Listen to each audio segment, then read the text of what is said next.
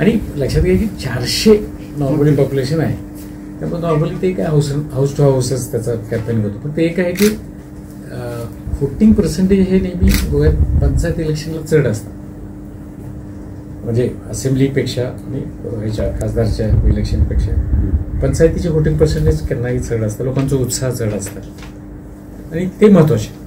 जो मोठ्या उत्साहाने या इलेक्शनात भाग घेतले, सेन्सिटिव्ह वगैरे नाही ना त्याची ह्या भागात नाही आणि त्याच्यात फारसं कॉन्फ्लिक्ट हा असा इश्यू पण नाही. आणि तुम्ही जर बघितलं असेल हरोळीचे लोक, तुम्ही जर म्हणजे मी आता त्या सगळ्या पंचायती व्हिजिट केल्यामुळे मला सगळ्यांची खबर आहे, साधे शांत असे लोक, असे जनरल तुम्ही जो कोकणी शब्द वापरला केस्ता किंवा झगडे, तो शब्द चढ त्याच्या ह्याच्यात ना डिस्कशनत केव्हा येईना, तो शांतपणे असतं त्याच्यापेक्षा. मंदिरात नेहमी असतो हा मंदिराविषयी वाद असतो, त्यात ते महाजन कोण आहे ना त्याच्यावरून असतो. पण पंचायतचे जनरल मेंबर्स शांत आहेत, कम्युनिटी माझी शांत आहे. मंदिर ते भंडारी समाज हा ते हा तो मडकेला वगैरे जातात. Thank you sir. ओके. दुसऱ्या त्या पोटनिवडणुकी संदर्भात त्यांचा जरा एक एक वॉर्ड आहे. Polling ward number 7 unreserved. Total population voters 198 voters. एकदम कमी. And Morpilla ward number 6 reserved for ST. तो सगळा schedule ट्राईबचा area. Total voters 340. And for candidate expenditure is 40,000 limit.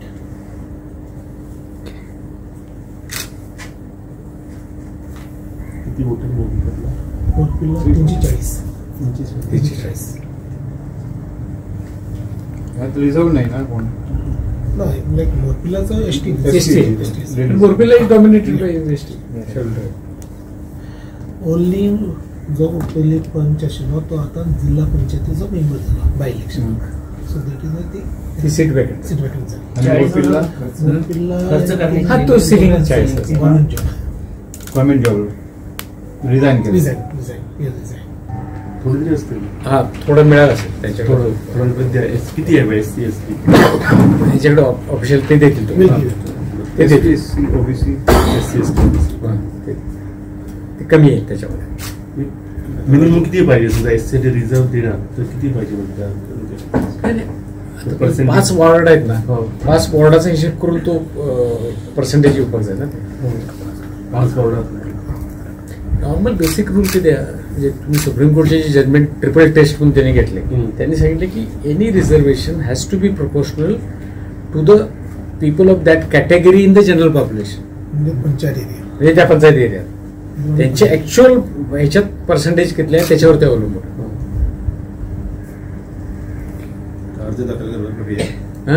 अर्ज दाखल प्रक्रिया 1 तारखेपासून 1 ऑक्टोबर 9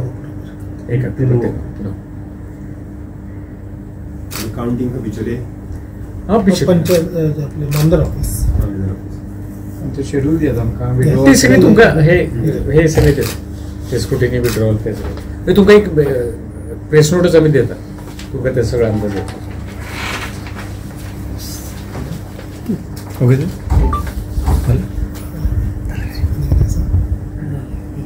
हे शेड्यूल कास्ट 83 पॉप्युलेशन आहे. 83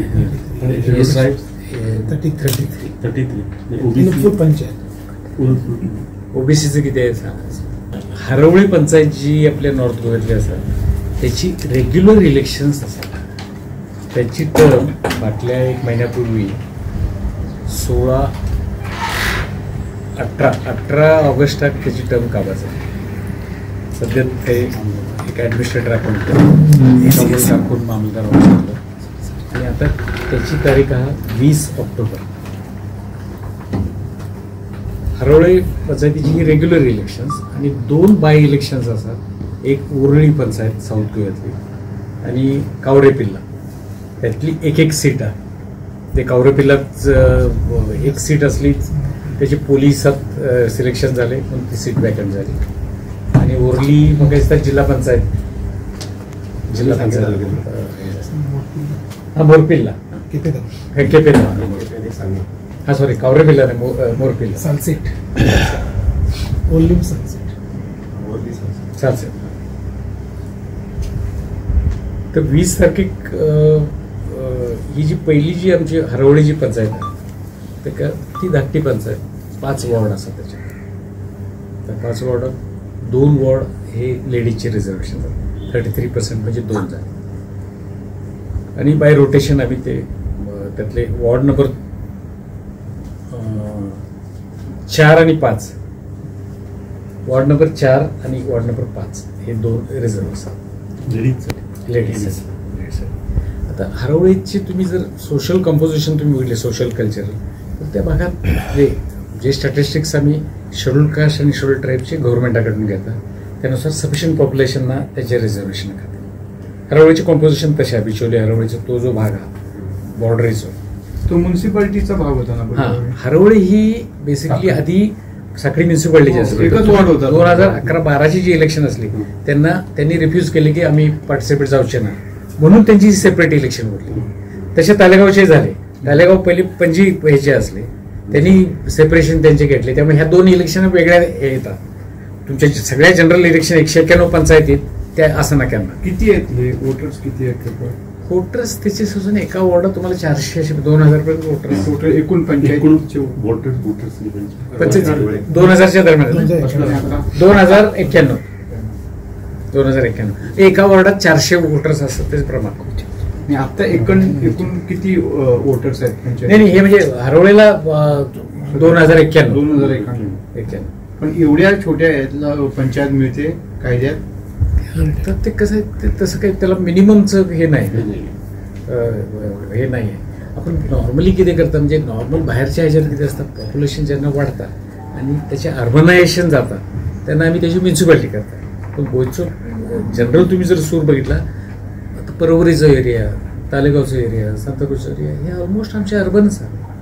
म्हणजे all urban facilities amenities are available in those areas but still most of them are Calangute म्हणा दे आर पंचायत. तो गव्हर्नन्सचा issue थोडेसे फरक पडतात. म्हणजे तुम्ही पंचायत झाल्यानंतर टॅक्सेशनचा एक इश्यू असता. म्युन्सिपालिटी झाल्यानंतर टॅक्सेशन केना वाढतात. पण फंक्शनिंग जर तुम्ही पडले दोन्ही लोकल बॉडीचे फंक्शनिंग सारखेच आहे. 20 तारखेक म्हणजे इलेक्शन जातली 20 ऑक्टोबर काउंटिंग दुसऱ्या दिवशी जातली 21. नॉर्मली ह्या सगळ्या इलेक्शनात तिथला जो मामलतदार असतात आता हरवळेचं म्हणजे बिचोलीचं मामलतदार तो returning officer. Code of conduct आता आम्ही आता अनाऊन्स करताना आमची नोटिफिकेशन आहे आता. पण कोड ऑफ कंडक्टचा इश्यू किती असतात. आता ही 5 मेंबरची पंचायत म्हणजे त्याच्यात कुठलं डेव्हलपमेंट वर घेऊपाच ना. आता सध्या ते ऍडमिनिस्ट्रेटर एक अव्वल कारकून मामलदार ऑफिसातलं त्या फक्त पंचायतीपुरतीच ती मर्यादित असतात. आणि ही जी बाय इलेक्शन दुसरी साऊथ गोव्यातल्या 2 पंचायती कोळी आणि तर त्याच्यात ते त्या पंचायतीपुरतीच मर्यादित असतात. ऍडमिनिस्ट्रेटर कोण अपॉइंट केला? ऍडमिनिस्ट्रेटर तो एक अव्वल कारकून असतो. नाव दिलं काय नाव त्याचं? ममता फोंडेकर. वोटिंग कशी जाते ती बॅलेट म्हणजे याच्यात हे आपले इलेक्ट्रॉनिक मशीन युज आहे पण लोकल बॉडीच्या ह्याच्यात ते जाईना. आणि दुसरी गोष्ट बॅलेट पेपर. आणि दुसरी गोष्ट तुमका खबर आहे की गोव्यात म्युन्सिपालिटी आणि पंचायतची इलेक्शन ही पार्टी बेसिसवर नसतात. म्हणजे बाकीच्या राज्यात ती परिस्थिती वेगळी आहे.